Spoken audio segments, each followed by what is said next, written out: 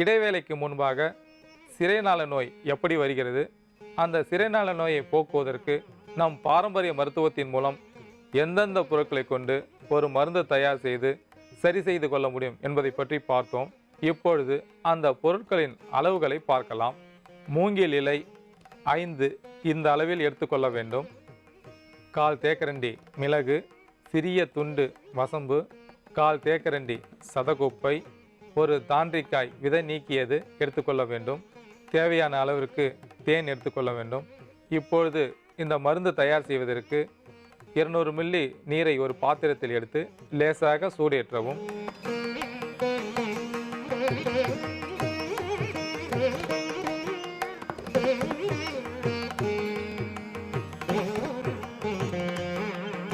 கொதிக்கும் நீரில் மூங்கில் இலை சிறிய அளவில் 5 என்ற எண்ணிக்கையில் 1-2 அதை நறுக்கி சேர்க்கவும்.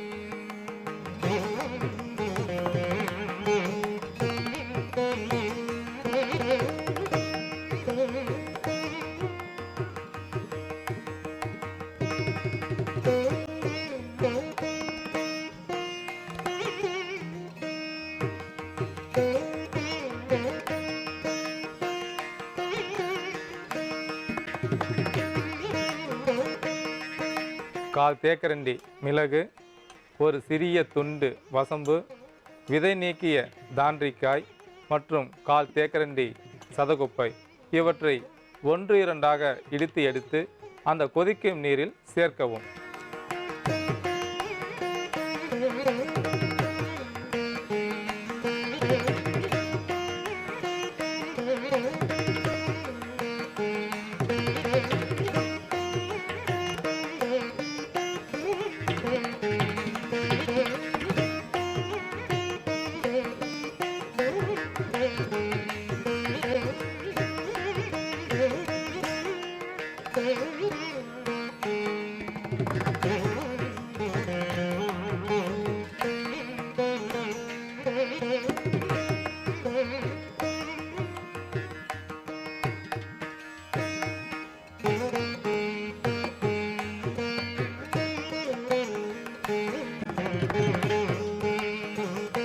இந்த தேநீர் தயாராகிவிட்டது.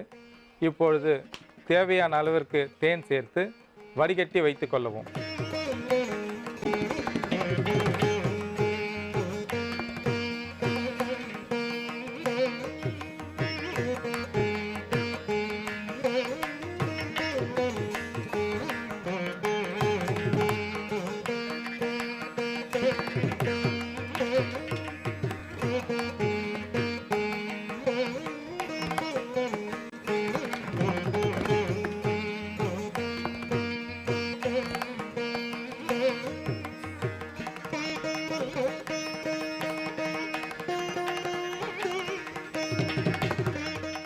அந்த வகையில் இன்று சிறு குழந்தை முதல் பெரியவர்கள் வரைக்கும் கூன் முதுகு எவ்வாறு வருகின்றது, அந்த கூன் முதுகை போக்குவதற்கு நம் பாரம்பரிய மருத்துவத்தின் மூலம் எந்தெந்த பொருட்களை கொண்டு ஒரு தைலம் தயார் செய்து அந்த கூன் முதுகை அறவே போக்க முடியும் என்பதை பற்றி இன்று பார்க்க போகின்றோம்.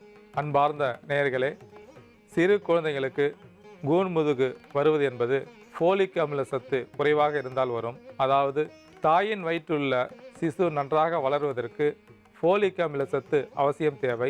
இந்த ஃபோலிக் அமில சத்தானது சிசுவின் நண்பன் என்றே சொல்லலாம். அதாவது அந்த சிசுவின் முதுகெலும்பு, முதுகு தண்டுவடம், தண்டுவடத்தின் உள் வளர்ச்சி, நரம்புகள் வளர்ச்சி, சதை வளர்ச்சி இவை பலப்படுவதற்கு ஃபோலிக் அமில சத்து அவசியம் தேவை. ஃபோலிக் அமில சத்து இருந்தால்தான் அந்த முதுகெலும்பு நன்றாக வளரும். குறிப்பாக குழந்தைகளுக்கு எலும்பு வளர்ச்சி நன்றாக இருப்பதற்கு அவசியம் ஃபோலிக் அமில சத்து தேவை. இந்த கூன் முதுகு வருவதற்கு ஃபோலிக் சத்து குறைபாடு, கால்சியம் சத்து குறைபாடு போன்ற சத்துக்கள் குறைபாட்டினால் ஏற்படுகின்றன. சிறு குழந்தை முதல் பெரியவர்கள் வரைக்கும் இந்த ஃபோலிக் அமில சத்து, கால்சியம் சத்து, ஊட்டச்சத்துக்கள் குறைவாகும் பொழுது முதுகெலும்பு வளைந்து விடுகின்றன. அதாவது முதுகு பகுதியில் உள்ள எலும்புகள் ஒன்றன் மீது ஒன்றாக அழகாக அடுக்கி வைக்கப்பட்டிருக்கும். அந்த முதுகெலும்பில் நடுமுதுகில் 5 லம்பார்கள் இருக்கும். அந்த லம்பார் பகுதியில் ஏதேனும் பாதிப்பு ஏற்படும் பொழுதுதான் அதிகமான முதுகுவலி, முதுகு தண்டுவட பாதிப்பு, உள்ளே இருக்கக்கூடிய இரத்த குழாய்கள் பாதிப்பு, சதை பாதிப்பு போன்ற பாதிப்புகள் ஏற்படும் போது அந்த முதுகெலும்பானது வளைவதற்கு அதிக காரணமாகின்றன.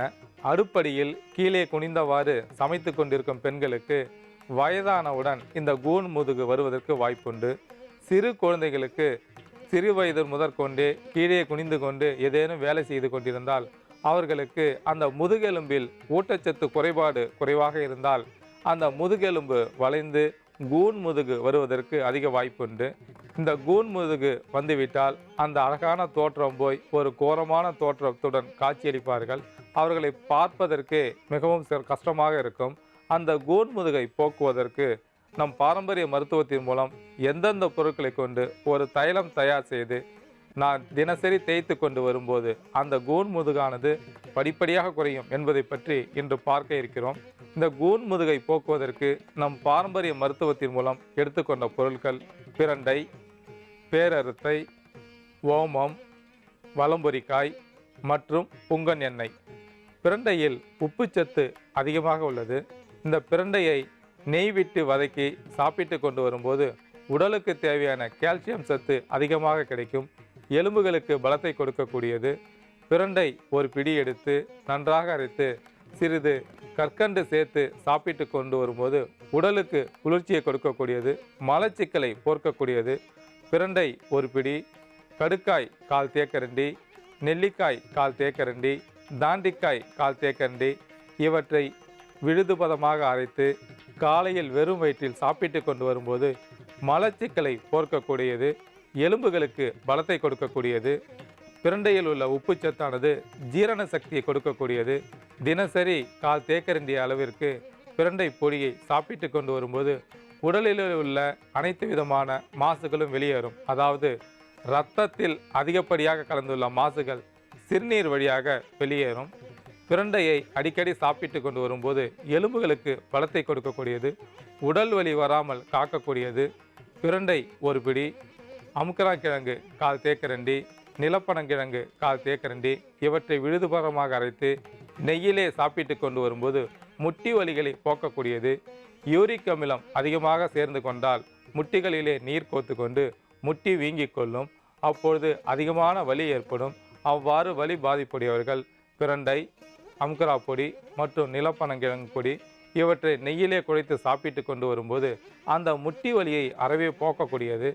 பிரண்டையை தூள் செய்து வைத்துக்கொண்டு தினசரி நெய்யில் குழைத்து சாப்பிட்டு கொண்டு வரும்போது மலச்சிக்கலை போக்கக்கூடியது. ஆசன வாயில் அதிக எரிச்சல் இருக்கும். அந்த ஆசன வாயில் அதிக எரிச்சல் உடையவர்கள் பிரண்டை ஒரு பிடி, காசுக்கட்டி சிறிதளவு, மாசிக்காய் ஒரு சுட்டு கறியாக்கி எடுத்துக்கொள்ள வேண்டும். இவற்றை தேங்காய் எண்ணெயில் காய்த்து அந்த ஆசன வாயில் தடவி வரும்போது ஆசன வாயில் ஏற்பட்டுள்ள எரிச்சல், நமைச்சல் போன்ற புண்கள் ஆறி ஒரு ஆரோக்கியமான உடல்நிலையை பெறுவதற்கு இந்த மருந்து பேருதவியாக பயன்படக்கூடியது. பசி எடுக்காமல் இருந்தால் பிரண்டை ஒரு பிடி எடுத்து உப்பு, புளி, மிளகு, ஜீரகம் இவற்றை துவையலாக்கி தினசரி சாதத்தில் போட்டு நெய் விட்டு பிசைந்து சாப்பிட்டு கொண்டு வரும்போது பசி தூண்டியாக செயல்படக்கூடியது, மலச்சிக்கலை போக்கக்கூடியது. பிரண்டை முக்கியமாக மலச்சிக்கலை போக்கக்கூடிய தன்மை உண்டு. அதே போல எலும்புகளுக்கு பலத்தை கொடுக்கக்கூடியது. எலும்பு அடிக்கடி முறிந்துவிடும். ஒரு சிலருக்கு எலும்பு பலவீனமாக இருந்தால் எலும்பு முறிவு ஏற்படும்.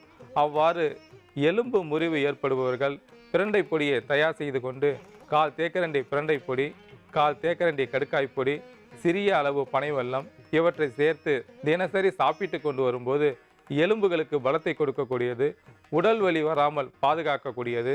குறிப்பாக முதுகெலும்பு வளைந்து விட்டால் அந்த முதுகெலும்பு தசைகளுக்கு பலத்தை கொடுக்கவும், இரத்த குழாய்களில் இரத்த அடைப்பு ஏற்பட்டிருந்தால் அந்த இரத்த அடைப்பை சரி செய்து இரத்த ஓட்டத்தை சீராக்கவும், முதுகெலும்பை நேராக ஆக்குவதற்கும் இந்த பிரண்டை அதிக அளவில் பயன்படுவதால் நாம் பிரண்டையையும் எடுத்து வைத்துள்ளோம். அதற்கடுத்ததாக நாம் எடுத்துக்கொண்ட பொருள் வலம்புரிக்காய்.